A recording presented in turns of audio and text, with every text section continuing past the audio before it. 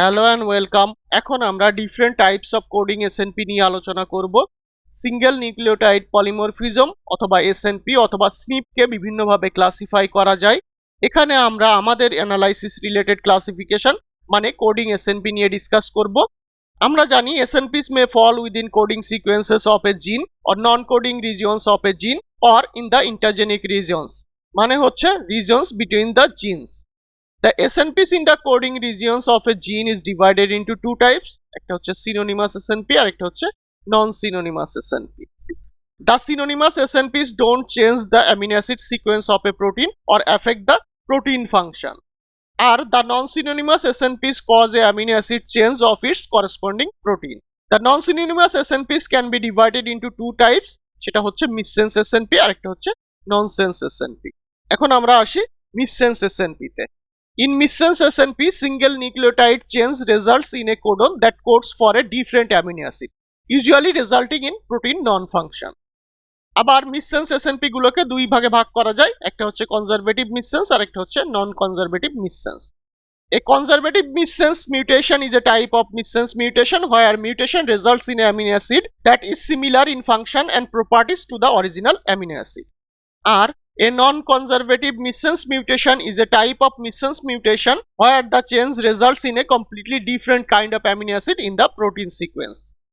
In case of nonsense SNP, a point mutation in a sequence of DNA changes a codon to a stop codon that usually results in a truncated and non-functional protein product. এখানে আমরা যেমন example দেখতে পাচ্ছি, এটা হচ্ছে DNA, এটা হচ্ছে mRNA, এটা হচ্ছে প্রোটিন অথবা অ্যামিনো অ্যাসিড। এখানে আমরা একটা কোডন দেখতে পাচ্ছি এএজি, এটা কোড করে হচ্ছে লাইসিনকে। এখানে আমরা দেখতে পাচ্ছি কোডনের 3 নাম্বার পজিশনে আছে হচ্ছে জি। এখন জি থেকে যদি এ হয়ে যায় তাহলে আমাদের কোডনটা হয়ে যাবে এরকম। এই যে কোডন আছে সেই কোডনটাও লাইসিনকে কোড করবে। সো এটাকে বলা হচ্ছে সিনোনিমাস অথবা সাইলেন্ট মিউটেশন, কারণ অ্যামিনো অ্যাসিড চেঞ্জ হচ্ছে না। এখন যদি 1 নাম্বার পজিশনে মিউটেশনটা হয় এবং সেটা যদি এ থেকে টি হয়ে যায়, এখানে আমরা দেখতে পাচ্ছি, তাহলে কোডনটা হয়ে যাবে হচ্ছে টিএজি, যেটা একটা স্টপ কোডন। স্টপ কোডনটাও হচ্ছে one kind of non synonymous mutation, এবং স্পেসিফিক্যালি আমরা যদি বলি তাহলে নন সিনোনিমাসের ভিতরে ননসেন্স মিউটেশন হচ্ছে এইটা। এখন যদি 2 নাম্বার পজিশনে মিউটেশনটা হয়, যেমন এ থেকে জি হয়ে যায়, তাহলে কোডনটা হয়ে যাবে হচ্ছে এজিজি, যেটা কোড করবে হচ্ছে আর্জিনিনকে।